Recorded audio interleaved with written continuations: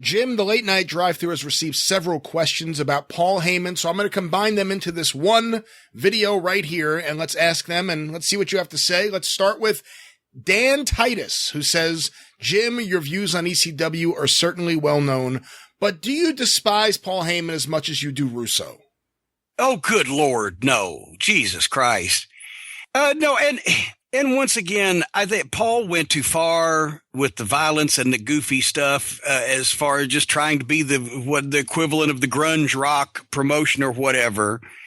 He did use some great talent. He put on some great wrestling. He had no discipline as far as making organized television formats or actually running a business, which I could see. Of course, my formats are organized, but I can see sometimes similarities in the two of us in art over commerce when running a business. That was a weakness of both of ours. But no, I respect everything that Paul's been able to do in the business, from being a great promo and being a great manager and being a booker that got a lot out of a little, and etc. He had some ability that you can hang your hat on, not like the other fucking guy who has never impressed me with any goddamn thing he's ever done in his life, to be quite honest with you. But no, I thought that a lot of the ECW stuff went too far. And especially since it was stuff that Paul, as booker, was asking guys to do that he would not have done himself, which I tried not to do. And it just went too far. It was too violent, and it was hard to come back from that. But there's no comparison whatsoever between one and the other. I know you did when the Gangstas went to ECW, and again when you made an appearance there and you were in the limousine with Dennis Carluzzo. But during the time of Smoky Mountain Wrestling and then afterwards when you went to the World Wrestling Federation, did you have much contact with Paul Heyman at all? Well, basically those times, and each time Paul would fib to me. And the time we made the deal with the ECW arena, me being there in the Lawler angle, just to try to get him and Dennis Corluzzo together, share talents, the guys get more bookings, and they'd stop saying nasty things about each other. I even told him to do a favor for Chris Candido, because that's who initiated the whole thing, try to get me to come there. I got on the phone with Paul. I said, Paul, I know you're full of shit. I said, just as long as you know that I know you're full of shit and don't bullshit me, we'll get along fine. And he was actually like, why would you say that? Because you're full of shit, Paul. And he tells fibs is what he does. And he did it with the Gangstas thing. That's why there was heat with us to begin with. And then he set up just a wonderful debut for me in ECW and then fibbed to me on that and never made up with Dennis. That was the last time I went. So I like Paul, and Paul, since then, we've found common enemies because they always trying to run him off too. And I admire him because I have no idea how he has the energy or the inclination to fucking do that shit still to this day and travel from one end of the country to the other, or wear a goddamn suit and sleep as little as he does and just run around doing things. I have no idea how he has that energy or desire, but he still fibs a lot. Well, the next part of this question comes from Michael in Australia. During the late 80s, I acquired a rare videotape I now believe was the Great American Bash 1989, which featured a tuxedo match between Jim Cornette and Paul E. Dangerously. That ain't exactly that rare. I mean, it's not like the fucking Zapruder film or that Bigfoot footage from fucking Seattle. Well, he is in Australia. It may have been hard to get there. Okay, I guess. This was a fabulous match, and one of the few non-WWF appearances I was able to see Jim and Paul in action. This match really stuck in my mind for Jim's amazing guts and tenacity. I have never heard this match discussed by Jim or even mentioned before, and would like to hear any memories Mr. Cornette has of this historic match and time. Oh, my God. And we've told the story, but we have so many new cult members, I guess. So, guys, if you've heard it out there, sorry. First of all, I the night before in Philadelphia, I was on the opposite side of Paul Lee. I was managing all the baby faces against all the heels that he had in the big 8-man. And Terry Gordy tries to throw a table in the ring, and I jump off the apron, and my right knee goes out. And I'm like, or was it the left one? Well, now it was the left one, and I'm a motherfucker. The night before, I would have my blow off with Paul E. He had come in with the original Midnight and clocked me with the phone, busted me open. We'd ran programs with the Midnight and his teams. That kind of got all fucked up. But here's my chance as a babyface to get over on the fucking heel in the end of the program, right? So I'm not going to not have this match. So the fucking knee goes out, it's swollen up next day, blood in it, blah, blah, blah. Wrap it up. Couple of fucking pain pills. It was all you could scrounge up in the locker room in those days, unbelievably enough. And I'm going to get through with it. And I tell Paul one of the first things we're going to do is he's going to hit me in that fucking knee with the phone so I can sell it, because I can't really walk a lot without limping. It's not a good fucking knee. So they had booked us in a tuxedo match because I think JR and maybe Eddie Gilbert and the people on the committee, they thought, well, Cornette and Dangerously will be entertaining in a tuxedo match, right? And we'll do some funny stuff. Paul and I both decided I'd cut my fucking head off on TBS and bled buckets, and we had even worked the boys into convincing them that we hated each other.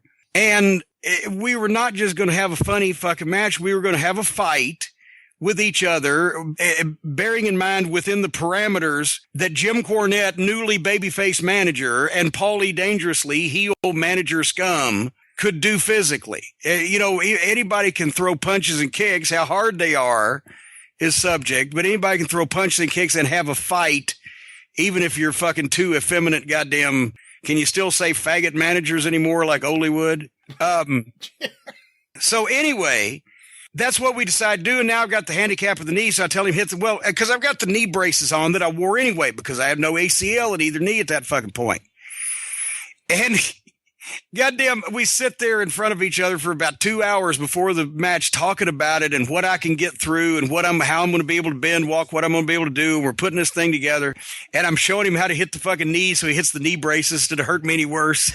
And we get out there, and the first thing I think he tries for the fucking goddamn something or other, and I block it and fucking rip his jacket off, and then he powders me or I'm down, and he starts working. He takes his phone and starts bashing the wrong fucking knee, the other knee. And you can see me on the tape. I've told this story before, grabbing him, trying to pull him over the other knee, and I'm talking into my fucking shoulder, other knee, other knee. So then he just starts hitting on every knee I've got. He's just bashing them all with the phone. But if you notice, JR and Bob Caudle are calling the matches, and they start by, the typical jokes like, well, let's see some clothes coming off, and boy, these two are so effeminate, and blah, blah, blah, and they couldn't whip cream.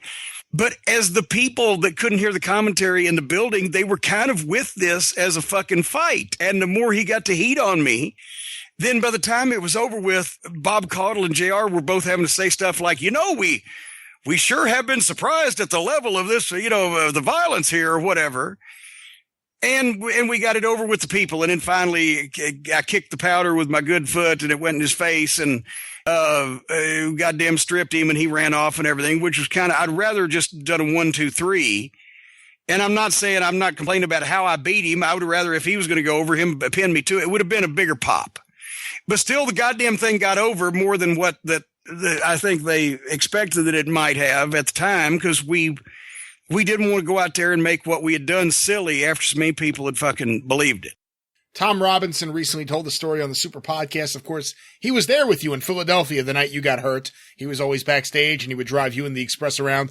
And he said the next night in Baltimore for the Bash, when you went out to the ring, for whatever reason, he was filled up with emotion, and he actually shed a tear watching you go to the ring, knowing how much pain you had been in.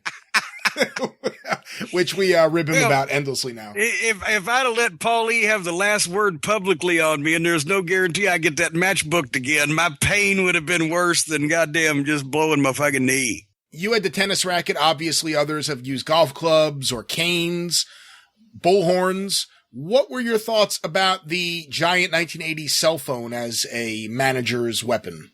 I always liked it from the start. I thought it was fucking smart of him because he was kind of young and yuppie and techie and, whatever the fuck. And if Paul Jones carrying a fucking cell phone would look stupid. But he, unlike how he looked dressed up as fucking Hitler. But that's But it was perfect for Paul E. I got into it. It's the same. I've always liked managers' gimmicks. That's why I gave Truth Martini the book. and he's done a great job with it. But I thought that kind of fit something, like he just fit his look, and it was versatile, and it wasn't just done to death on a mainstream scale. The last part of this question comes from a listener named Eric, and Eric wants to know about something that apparently Ric Flair did not remember when it was brought up on his podcast a long while back when he actually had a podcast. Jim, what are your memories about when Ric Flair fired Paul Heyman in 1989? Oh, good Lord. So I'm not saying this to try to stir shit up with Paul or whatever, but here was the thing. Flair had just recently at that point taken over as the head booker, even though we still had the committee of Hurd and Barnett and Jody Hamilton and JR and myself and Kevin Sullivan, and just basically Hurd clogging things up. And Paul at the time, I can't even remember, was it his Samoans? I can't remember the team that had just left, but he was teamless is what had happened. And he was still under contract, and they were searching. They were going to find another team to put him with. So Rick, who has not honestly paid a lot of attention to fucking Heyman up till this point, but now he's booger, so he had to, told him to go out and cut the standard promo that the manager would cut, where he's out scouring the world searching for talent, going to be signing up some great talent, bringing them in, that type of thing. Just get yourself over. Well, what Paul did, and I can't even quote any of it, and everybody can go back and, watch I'm sure it's on the network somewhere. I can't remember the date. If you really care that much, you can find it. Paul cuts a promo, and there's a lot of inside references, and there's, I think, maybe an observer fucking homage, or just some inside stuff, and Paul talking to the smart fans, which at the time was a new phenomenon, but because he's from Philly and New York and etc. But this is on TBS, and Flair just wasn't into it. And Flair's sitting there watching the monitor, and I'm standing back there, and Kevin and some other people back in the office, and he's watching the monitor, and he goes, "Who is this fucking guy?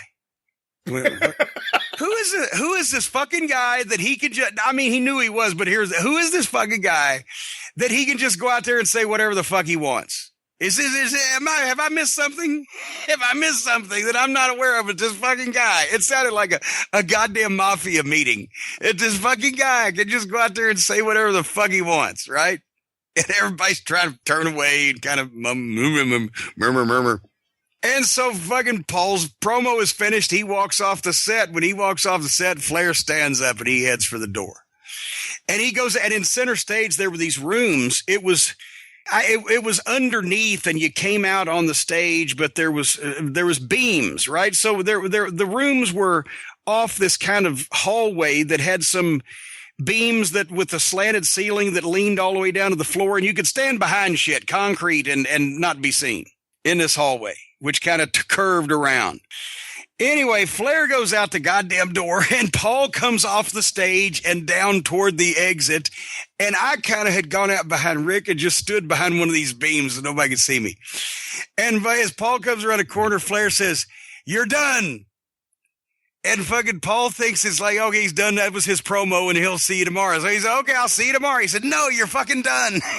"What? You're done. You're fired." "Fuck off." "Get the fuck out of here. You're fired. You're done."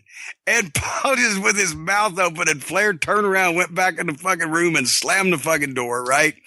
And then Paul exploded and grabbed this big plastic garbage bucket and threw it at the door that Flair had already slammed shut and walked through 5 or 10 seconds before, and yelled a bunch and stormed out, and immediately contacted his lawyer and instigated some kind of proceedings against TBS for unlawful fucking, failure to use your left and right turn indicator and termination. So that was pretty much the blow-by-blow description of that one. Were you still on the booking committee in early 90 when he was brought back? I believe, yeah, I think we were ships passing in the night. I resigned by telling Jim Ross I was going to gouge fucking Jim Hurd's eyeballs out if I came to the next booking meeting. After the last time that he lied, well, it wasn't the last time, but the most recent time that he had lied to me. And I think Paul E. came back like the following month. Because that was part of I think they had settled whatever the fuck it was by, "Oh, it's just all is forgiven. We'll continue to pay you and you have a job," and all that stuff. It is interesting that this incident with Flair happens in, I believe, September of 89, which is, give or take, a month since his best friend, Eddie Gilbert, was removed from the booking committee. Well, yeah, and that's probably because and I'm not implying collusion, but Eddie had probably always been that was before I got there also, had probably always been a proponent of giving Paul a lot of stuff to do. And then all of a sudden, a new booker takes over and he don't give a shit for Paul at that particular fucking point, nor have anything for him to do. So Paul was probably freaking out.